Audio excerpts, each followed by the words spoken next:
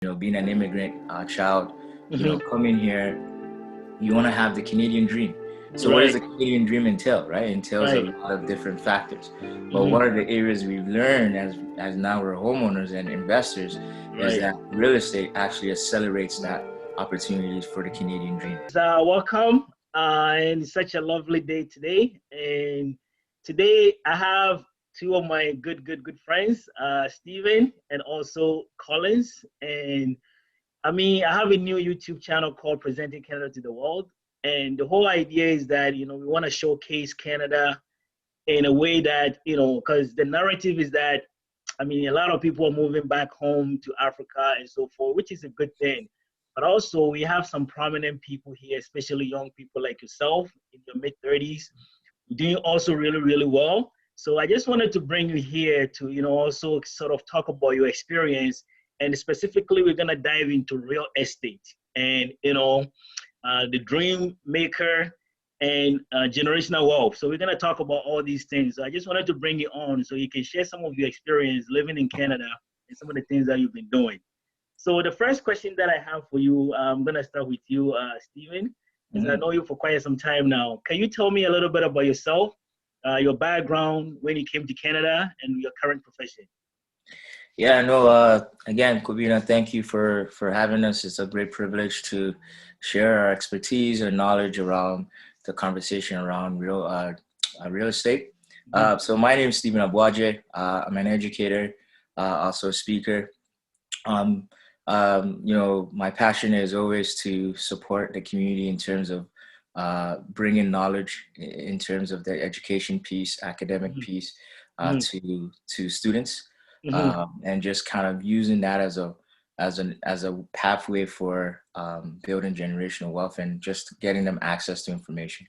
And Right. so, through real estate, I've been able to kind of bridge that passion Hmm. and share information around generational wealth, but more importantly, kind of debunking a little bit of the myths around Hmm. how to be a homeowner, how Hmm. to get access to properties, and Hmm. just in general, action items that should be taken to Right. kind of get to those areas and steps. So um, in terms of coming to Canada, I came here when I was 5 years old, so Right. pretty much Canadian all the way. Right. Right. Right. So that's been a privilege in that area as well. But Right. again, like specifically for me, it's just more or less being able to share my knowledge, being able to kind of bring Hmm. about my expertise in the area of education and academics, and bridging that into the real estate area to support students or the community in terms of information. Excellent. Excellent. Collins, you want to give us a bit of background when you came to Canada and what you're currently doing? Sure. So, unlike how Stephen mentioned, I'm actually a true Canadian. So, I'm actually born in Toronto here in Canada. Right. So I've lived here my whole entire life. Hmm.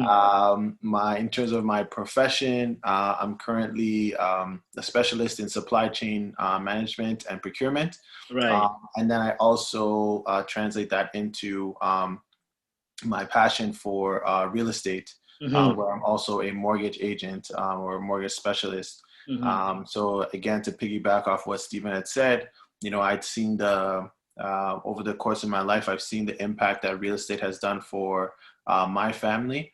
Hmm. And basically through building generational wealth, and Right. I decided that the financing piece was very big Hmm. for me. So I decided to get my mortgage license and Okay. basically be able to support people not only on the real estate investing on how to get in, but now I can Hmm. actually help them to actually obtain the financing as well, which all Beautiful. again plays into building generational wealth Hmm. and supporting the community. Mhm. Yeah. So I think we're gonna touch upon all these things. So very, very, very, very, I'm very, very happy and very enthusiastic for today. So the next question that I have, building on to what we have just kind of mentioned now, let's talk about home ownership in Canada and what it means to you. And I know both of you guys are homeowners, and specifically Stephen, I know we have shared some most ideas way back, and now I'm very, very happy you're also a homeowner. So now let's talk about a little bit about home ownership in Canada. And I'm going to start with you, Collins, because I know you're also your homeowner. What does home ownership mean to you? Well, we always have this philosophy that there are two main ways to build generational wealth. The first being entrepreneurship, and the second being through real estate. So definitely it's something that I feel like is very important, and that somebody should definitely, or one should definitely ascribe to, and definitely try to obtain. Regards to Canadian home ownership, it's great. Canada is very large. There's a lot of diverse population, right? Multiculturalism. But in terms of, I even speak specifically to the Toronto market. Right. On a world scale, Toronto is a world-class city. Right. And Canada as a whole, we have a lot of good things going for us that even other first world countries can't necessarily take advantage of. Right. One of those things being healthcare, right? Right. Have free healthcare. So, the Canadian market and the U.S. market is somewhat similar in certain ways. But the one thing that the Canadian market always has over the U.S. is healthcare.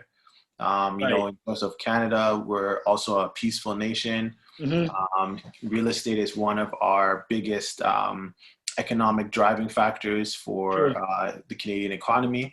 Right. So these are all the different things. Stephen's an educator, so he can speak to, our educational system. Right. Our tech sector is huge, again, growing as well. Right. So there's a lot of good things that happen within the Canadian real estate industry right here in Canada. Now, the trade-off to that is, I see that you're somewhere on a beach there. I wish. but the trade-off to that is, we have a lot of barren land. So, yes, we have our clusters of people, look at the Torontos, the Vancouvers, kind of the Edmontons, within Toronto, within Canada. If you kind of go outside of that, you might be in an area where it gets a lot of snow, like in Quebec, let's say, for example, or maybe even a lot of rain when you look in that kind of west coast there, right, kind of area. So there's different trade-offs there in terms of climate. Right. But overall, Canadian real estate is very good, and is very stable, and it typically appreciates over time, over the long run, right? True. Thank you. So, Steve, I'm gonna move on to you, to your homeowner, and what does home ownership means to you? Yeah, I think Collins did well, kind of giving a little bit of the outline as to the importance of the two divergence between philosophy, how to kind of build generational wealth through home ownership, right? Which is through entrepreneurial and then real estate, right? But just it's important to know that real estate serves as a great factor for a lot of communities, right? And if we're talking about home ownership, that is one of the most important things to attain, not just within the community, but it presents maybe disadvantaged groups from having that opportunity, getting into that conversation of generational wealth, right? So coming from an African background, descent, being an immigrant child, coming here, you want to have the Canadian dream. So what does the Canadian dream entail, right? It entails a lot of different factors. But one of the areas we've learned as now we're homeowners and investors is that real estate actually accelerates that opportunities for the Canadian dream, right? And so home owning or home ownership becomes essential in a way where you now dictate how you can position yourself, position your family in the long run, generations to come. And we've seen a lot of communities use home ownership and entrepreneurial opportunities to kind of position themselves for generational wealth. So home ownership becomes fundamental, in a way. It's almost, so to speak, the gospel for a lot of communities to attain, because you're now seeing the importance of it. Not changing your life, but changing generations to come. So, if I can just jump in, probably it leads to the next question. So I kind of just want to tie it in. Yeah. And what are some of the steps in home ownership, and what can you do to secure a home in Canada? Is there any avenues that we can explore especially the young people growing up, sometimes we find that, you know what, I cannot have a down payment. Right. Is it any way that, you know, any financial viability out there or options out there where, you know, an individual can tap in to become a homeowner? So number one would definitely be to assess your current situation in terms of your income, your current income, and even future income. Right. Number two would be to look at your credit, right? Every financial institution will look at your credit. And so basically you want to have your credit score. You want to actually know your credit score. A lot of consulting, you know, I have clients that will go through and they will say, yes, I want to buy a house. And then you know, I ask, you know, what's your credit score? And they're like, I don't know. It's like, okay. And I said, why don't you know? And it's like, you know what? I've always been scared to check my credit, right? You know, we go through the motions and their credit is perfect, you know, but, you know, it's something that you should definitely check out. Definitely look into your credit. Even if you know what your score is or you have an idea, definitely make sure to make it a habit to go through routinely and actually check your credit report. A lot of times, creditors will actually make mistakes on your credit report. So you would have paid a bill on time, but they reported it to the credit agency that you missed a payment, right? These things could adversely affect, you know, your chances of getting a mortgage, right? So after you've assessed your income, you've assessed your credit situation, the next biggest thing is your down payment. So how much of a down payment have you saved? Now there's different programs that are in place for you to help you in terms of your down payment. So for example, you can do what's called an RRSP loan. So the RRSP loan is essentially, you'd go to the bank, you'd qualify. If you qualify for it, you can now use your RRSP loan, deposit that money into your RRSP account, and use that RRSP as a down towards your down payment, right? This is only equivalent for applicable for first-time home buyers. There are other stipulations in there as well too. But even if you don't get the RRSP loan, if you actually have an RRSP account, you can just take that money and use that towards your down payment. We talked about getting help from family and friends. You know, so if I'm, you know, a young professional, my parents own a home and they've owned a home for some time, chances are, you know, in the last 10 years, the Toronto market and GTA market has exploded. So some people actually have, you know, hundreds of thousands of dollars in equity in their houses right now that the parents could essentially gift to their child in order to actually help them or put as a down payment towards their house. So those are a few of the tools there. There's definitely down payment assistance programs, different government grants as well. There's a first-time home buyers tax credit that comes into play. But definitely, I would recommend that once you've kind of gone through the mental challenges, like Stephen had mentioned, actually sit down with a professional and then build a team, right? A solid real estate agent, find a solid mortgage professional, and then basically work towards that, and then go hand in hand to help you get to where you want to go. So now, leading on to that, let's talk a little bit about mortgage. And, you know, because for you to buy the house, once you go through all the process, the next biggest step is the mortgage. So let's touch on Canadian mortgage, since it seemed to be the driving force behind Canadian real estate market. What can you tell me about the current state in securing a mortgage in Canada and some of the best mortgage options available? I will start with you, Collins. Well, the biggest thing is I always encourage everybody is to look past the rate conversation. And the reason why I say that is because you really need to, if you're building generational wealth, you really need to have a plan, right?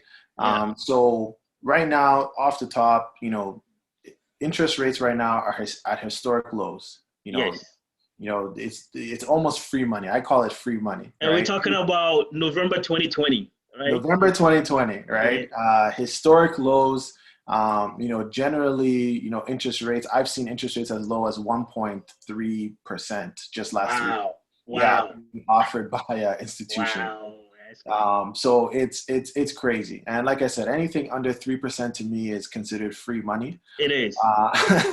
But you know, it all comes with a plan, right? And oftentimes, you know, people get too hung up on the interest rate itself. Yes, it's an important factor, but it's not the whole story. So I'll give you an example. You know, if somebody comes to me and says, you know what, Collins, I'm going to buy a plan. My plan is to buy a house today, and then in 3 years' time, buy another, or use the equity in that house to go and buy another house, or as an investment property, whatever have you. Right. The mortgage product that I give that person will basically be tailored towards their goals, right? I see. So it's not as cookie cutter to say, you know, I want, you know, I saw a commercial for 1.3% interest, and now all of a sudden that's what I want. Because I could basically put you into that mortgage, and it'd be a 5-year term. And then in year 3, when you break that term, when you sell or you want to refinance, it will cost you a penalty. Right. So it's basically called an IRD, right? It's basically called interest rate differential. Right. What the banks say is, well, I gave you a contract for a fixed rate mortgage. You know, you're locked in for 5 years. Now you want to break that mortgage. This is the penalty I'm going to charge you. And oftentimes, you know, it could be tens of thousands of dollars. True. So if I gave you an interest rate of 1.9 versus let's say a 1.7, right? So most people would say, oh, I want the 1.7. But if I told you that, hey, if you take that 1.7 and in 3 years' time you owe the bank $30,000, that 0.2% interest is negligible, right? And again, because interest rates are so low, you know, oftentimes you're only really talking about a $50 to $100 per month difference. Right. That for the three years, you know, that's nothing in comparison to the $30,000 you may end up paying to the bank.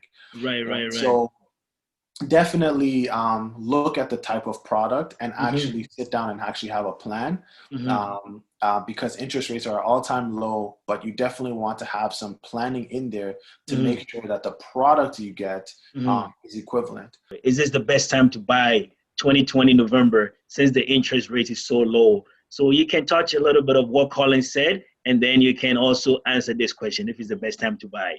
Yeah, I think what Collins said, you know, just to accentuate it again, it goes back to planning, right? You know, folks that we're talking to always, you know, some folks, their mindset is just, you know, get me this product because this is my specific need at the moment.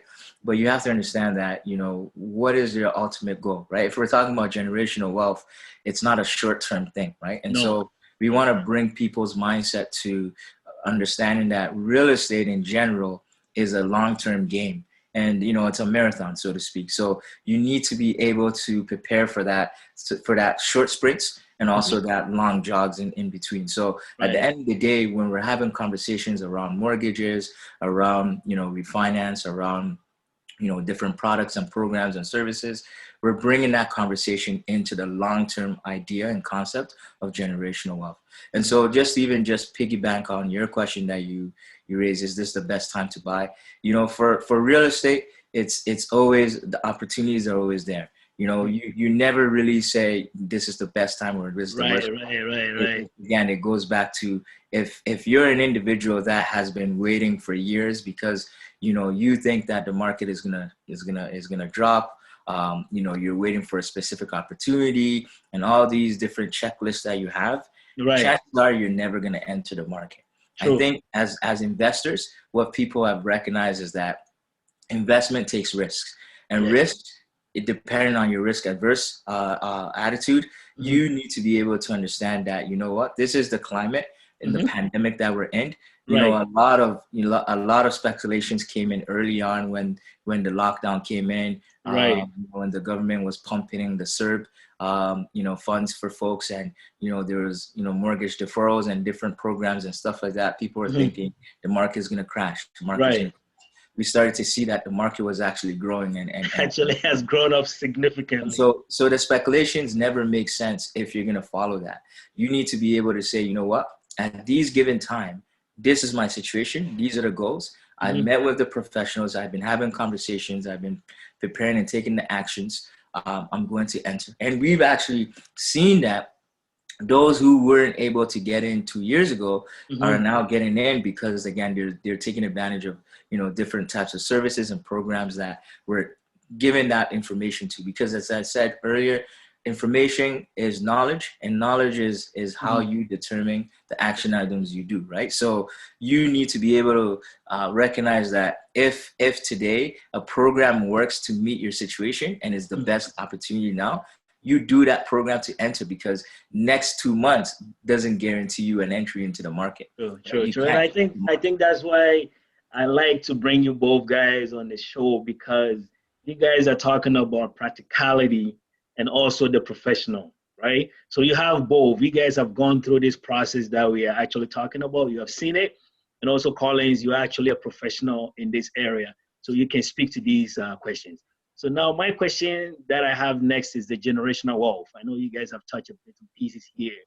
So generational wealth is such a huge, very broad topic.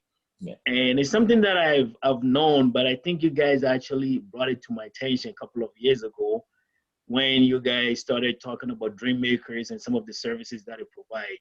So generational wealth, what does it mean to you, Collins? And basically, how can one attain generational wealth, and how do you ensure this gets passed down? Wow, what a question. I think in terms of generational wealth, like I kind of alluded to it earlier, where it should be something that can be passed down, right? So you look at basically, a typical purchase. Yes. When you purchase a house today, typically your mortgage will be 25 or 30 years usually, right? So now if I do nothing, and I don't recommend this, but if I just sit here and for the next 25 years, I pay my mortgage at year 25, I now no longer owe the bank. I own the house free and clear. Yes. If I pass this house down to my child, right. Now my child basically does no longer needs to make mortgage payments. They just need to pretty much maintain the house. Right. Because real estate over time goes up, the value that I purchased it today in 2020, in 25 years, the value would have gone up as well. Right? But real estate is a cycle, right? But it would have weathered all those cycles into a point where, it's now paid off, and now there is 100% equity available in this house. So now if I pass it down to my children can now decide and say, you know what? Our father was a good-looking guy who was also very smart, and now we have this asset that we can put to use, right? So now that asset, now they can decide, we're going to now sell this one house, take all this profit, and now buy multiple houses or multiple properties or multiple different asset classes.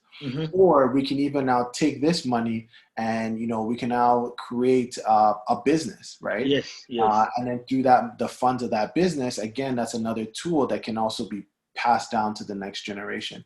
Right. So if you look at, I forgot the statistic of millionaires and billionaires, but all of them invested in real estate, right? Yeah. That's like a common denominator, right? It is, yeah. So I think it's, if you take it even a step further and say that let's not even wait the 25 years. Let's wait, let's even say every 5 years, we try to refinance. We talk about education. Now let's even talk about the educational part of it. But, coming out of school without student debt, you do the right planning, you can now utilize the equity in your property to now pay for tuition, to pay for school, to again, to open up a business, right? And those are things, or to buy even more real estate, right? Yes. And then the process repeats, right? So we're really big proponents on building that generational wealth and building that planning. And if it's planned correctly, future generations will thank you. Big time. Yeah, Steve, anything on that? Because I know it means a lot to you, man. Yeah, no, for sure. Like, again, just personal experiences of generational wealth is, a lot of times we think of generational wealth to be tied to one person, right? Usually within, the household, let's say from an African family that we all come from, oftentimes it was the father, doing projects back home in Ghana or wherever it is. And then they're saying that this is their legacy plan for the family. but sometimes you don't even have full access to those properties or assets in Ghana or wherever it is. Yes. And if something happens to that individual, to the father, it's almost given that your name is not going to be on the list of gaining something out of that. I agree. And so what we now want to shift the conversation around generational wealth is, how can we make sure generational wealth is not tied as just an asset, but it's also a mentality, right? Mindset. You want to have that mindset where, by the time your children are able to work legally in this country, they're now using their labor to make investments. So they're procuring the funds, they're putting it into stocks, they're putting it into real estate, they're learning about how to access, funds for education, scholarships, different things that will give them that advantage. These are all areas and tools of generational wealth, right? Yeah. Because it's the idea that you want to make sure that you're setting yourself for future generations to have a legacy, and that people learn from those actions that you took and realize that, this is actually made sense. This made sense for my father, for my mother, for my family to do this. And so it's a repetition, right? So different communities have laid these infrastructures in place. And so for us, when we talk about generational wealth, we want to educate people around that. Mm-hmm. Hence why we do conversations like we're having with you here. Mm-hmm. And also what we do is our dream talks, and we bring in the experts in the industry. Mm-hmm. And just open it up to the community. Ask your questions. A lot of folks have questions, and questions drive information, and that's right. So ask your questions to those who are in the industry, who are developers, who are agents, who are mortgage specialists like Collins, who are in the industry that you have questions around, to provide information.